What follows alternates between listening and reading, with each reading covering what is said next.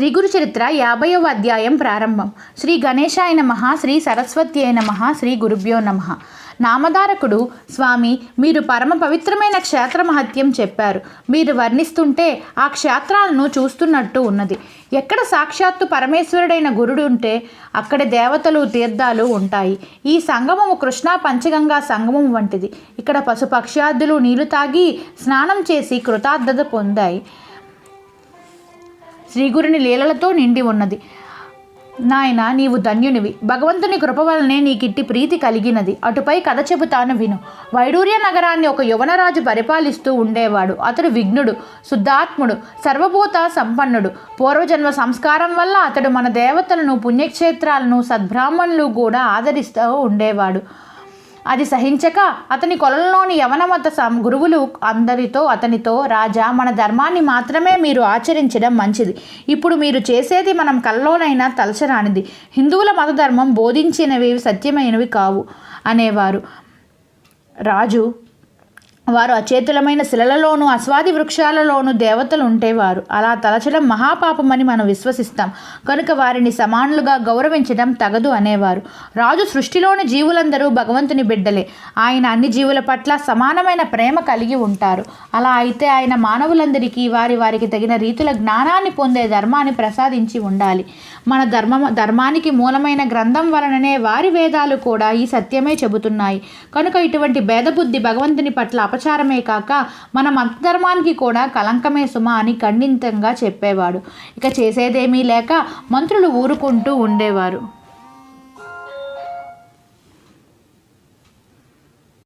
మరికొందరు యవన మత గురువులు, రాజా, మీరు మన ధర్మం మాత్రమే ఆచరించండి. ఇప్పుడు మీరు చేసే పని మంచిది కాదు.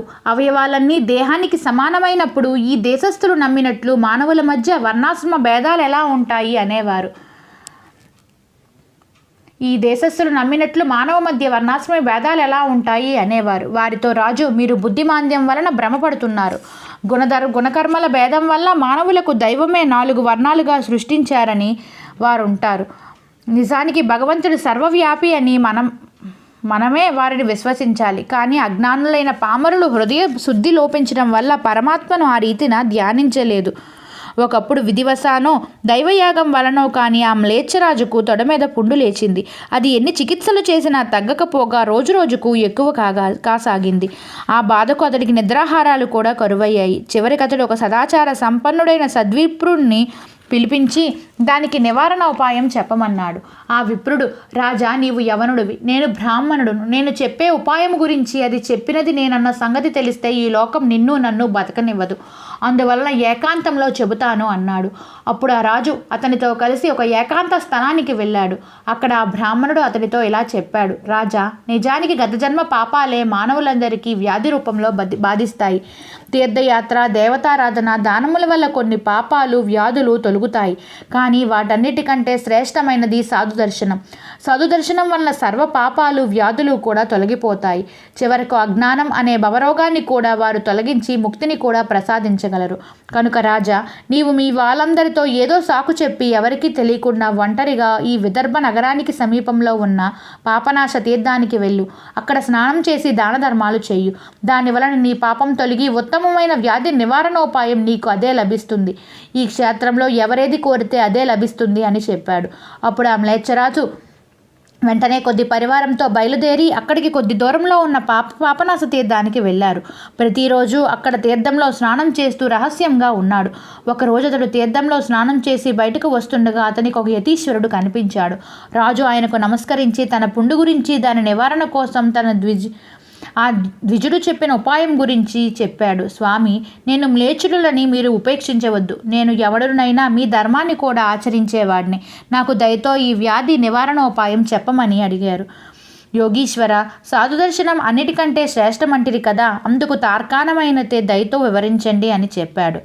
నాయన, వెనక ఋషభయోగి అనే మహాత్ముని అనుగ్రహం వల్ల ఒక పతితుడైన బ్రాహ్మణుడు జన్మాంతరంలో ఉద్ధరించబడ్డాడు. ఆ కథ చెబుతాను విను.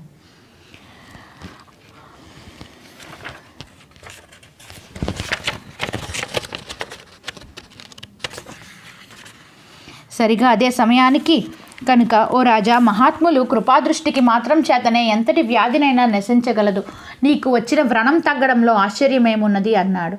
సరిగా అదే సమయానికి శ్రీగురుడు ఇచ్చటికి మ్లేచ్చరాజు వచ్చాడు. అందువలన ఇచ్చట ఆచారవంతులైన హిందువులకు కూడా బాధ కలగవచ్చు. మా మహత్యం లోకమంతటా వెల్లడైంది కనుక మేము ఇంకా ఎక్కువ కాలం ఇక్కడ ఉండకూడదు. మేము ఇక్కడే ఉంటే ఇంకెందరో మ్లేచ్చులు కూడా వస్తారు. భక్తి సదాచారము లేని వారి కూడా పేరాసతో ఇక్కడికి వస్తారు. కనుక ఇంకా మేము అంతర్ధానం అవడం మంచిది. బహుధాన్య నామ సంవత్సరంలో బృహస్పతి సింహరాశిలో ప్రవేశించినప్పుడు గౌతమి నదికి పుష్కరం వస్తుంది.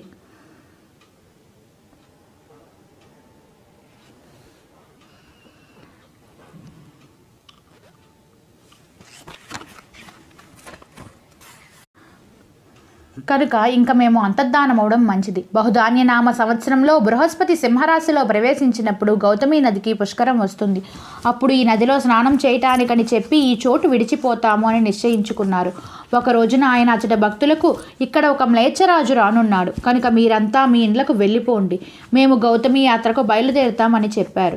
భక్తులు, మహాత్మా, మీరు సాక్షాత్తు దత్తాత్రేయులే, మీరు మా అండను ఉండగా ఇక్కడకు ఎవరు వచ్చినా మాకు ధర్మహాని కలుగజాలదు కనుక మేము మీ సన్నిధి విడిచి ఎక్కడికూ పోనవసరం లేదు అని చెప్పి ఒక్కరు కూడా కదలలేదు.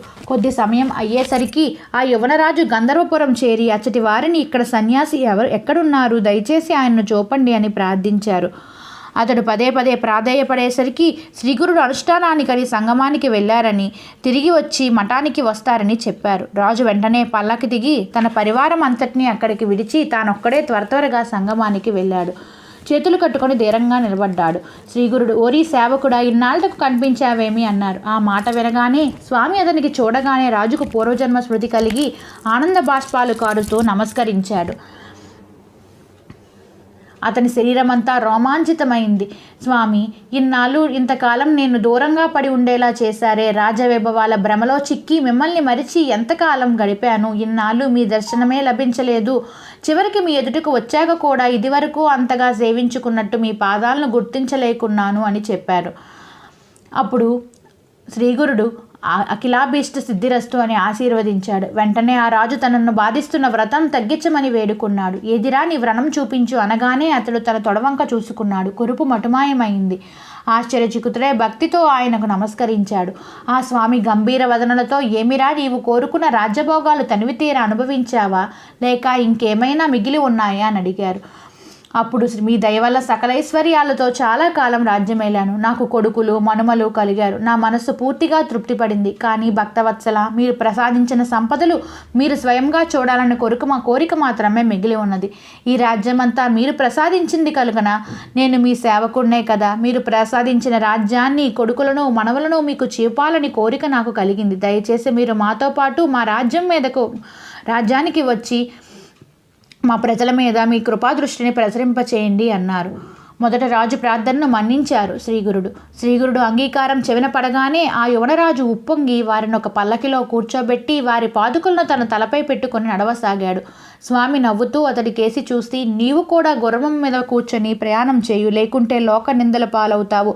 రాజువైన నీవు ఒక బ్రాహ్మణ సన్యాసికి దాసుడై ఇలా ప్రవర్తించడం ఎవరైనా చూస్తే నిన్ను దూషిస్తారు, నవ్వుతారన్నాడు. రాజు, బాబు, నేను ఇంకా ఎక్కడ రాజును, అంతకన్నా మీ పాదసేవకుడైన చాకల్నే కదా. పరుసువేది స్పర్శ వలన ఇనుము బంగారమైనట్లు కేవలం మీ కృపాదృష్టి వలనే నేను పవిత్రుడనయ్యాను. మీరు సాక్షాత్తు సర్వేశ్వరులే అని చెప్పాడు. గంధర్వపుర వాసులందరూ పూజా ద్రవ్యాలు తీసుకొని స్వామికి ఎదురేగి ఇక్కడ వెళ్ళినప్పటికీ ఊరంతా అచేతనమైపోయింది.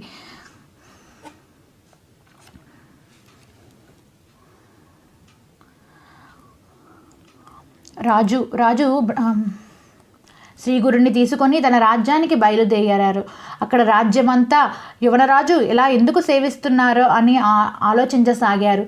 ఇంతలో అక్కడ యువనరాజు స్వామి అదృశ్యం అవగానే, అయ్యో స్వామి, నన్ను ఉపేక్షించి ఇలా ఎక్కడికి వెళ్తున్నారు అని అడిగారు. ఆ నగర వీధులన్నింటినీ స్వామి వారి శిష్యులతో వాహనాలపై తీసుకుపోతూ తాను మాత్రం కాలినడకన ఊరేగింపుతో వచ్చారు. 100 మాదిగలు ఎలుగెత్తి స్వామిని కీర్తిస్తూ స్తుతిస్తూ ఉంటే అగర దోపాలు చిమ్ముకుంటూ ఉన్నాయి. తన రాణులు, అంతఃపుర కాంతలు, రాజకుమారులు, కుమార్తెలు అందరినీ రప్పించి వారి చేత స్వామికి పాదపూజ చేయించారు. నీ కొడుకులకు ఆ రాజ్యాన్ని నీ కొడుకులకు శ్రీగురుడు అందరికీ దీవించి, ఓరి నీకింకైనా కోరవలసింది ఉంటే నిశ్చలంగా సంకోచించకుండా చెప్పుకో అన్నారు. ఆ రాజు తనకింకా నిరంతర గురుసేవ తప్ప మరేమీ అక్కర్లేదని చెప్పి తన రాజ్యభారాన్ని కొడుకులు అప్పగించి, గంధర్వపురంలో భక్తులకు చెప్పవలసినది చెప్పి అక్కడికి వస్తాము. నీవక్కడ మరలా మా దర్శనం అవుతుంది అని చెప్పారు. గంధర్వపుర వాసులందరూ పూజా ద్రవ్యాలు తీసుకొని ఎదురేగి, స్వామి, మీరు ఇక్కడ నుండి వెళ్ళినప్పటి నుండి ఈ ఊరంతా అచేతనం అయిపోయినది. తిరిగి మీ రాక కోసం ఎదురు చూస్తూ ఉన్నాము. బిడ్డలారా, మేమెక్కడికో వెళ్ళిపోయామని ఎన్నడూ అనుకోవద్దు. ఈ పురం మాకెంతో ప్రియమైనది. ఇక్కడ మమ్మల్ని నిశ్చల భక్తితో కొలిచే వారికి ఎప్పుడూ ప్రత్యక్షం అవుతూ ఉంటాము. ముందు ముందు దేశమంతా కలియుగ దోషాలన్నింటికి నిలయం కానున్నది కనుక మేము శ్రీశైలం వెళ్ళాలనుకుంటున్నాము. అలా గుప్తంగా ఇక్కడ కూడా ఉంటాము. రానున్నది కష్టకాలం. ధర్మం రోజురోజుకు క్షీణించిపోతుంది. దుర్మార్గులు ప్రబలి ఎన్నో దుష్కృత్యాలు చేయబోతారు. పూర్వజన్మ సంస్కారం వలన యోగ్యుడైన ఆమె మ్లేచ్ఛరాజు మా అనుగ్రహానికి పాత్రుడయ్యారని విని ఎందరో హీనులు కూడా ఇక్కడికి వస్తారు. మా ప్రత్యక్ష సాన్నిధ్యం వల్ల అందరికీ ఎంతో కీడు జరుగుతుంది కనుక మా రూపాన్ని గుప్తం చేయటం ఒక్కటే కర్తవ్యం అన్నారు. అది విని పురవాసులు ఎంతగానో బాధపడుతూ నిశ్శేషులై బొమ్మల్లా నిల్చున్నారు. ఆనాటి వరకు మానవాకారంలో కనిపిస్తున్న త్రిమూర్తి అవతారం అటు తర్వాత తన స్థూల రూపాన్ని గుప్తపరిచినప్పటికీ ఈ గంధర్వపురంలో సుస్థిరంగా ఉన్నారు సుమా. అందుకు నేనే సాక్షిని. నేటికి గంధర్వ నగరంలో ఆయనను విశ్వాసంతో భజించిన వారి కోరికలు తీరుతాయి. ఇతర యుగాలలో ఎన్ని వేల సంవత్సరాలు తపస్సు చేసినా కనిపించని ఈ దత్తమూర్తి ఇప్పుడు భక్తుల పాలిట కల్పవృక్షమై ఇక్కడ నిల్చున్నారు. భుక్తి ముక్తులను ప్రసాదించడానికి భూమి మీద ఇంతకు మించినది ఏమున్నది? శ్రీ దత్తాయ గురవే నమః. దత్తాయ గురవే నమః. శ్రీ శ్రీపాద వల్లభాయ నమః. శ్రీ నృసింహ సరస్వతి నమః. నా వీడియో మీకు నచ్చినట్లయితే నా ఛానల్ సబ్స్క్రైబ్ చేసుకోండి. నా వీడియోని లైక్ చేయండి, షేర్ చేయండి. Thank you.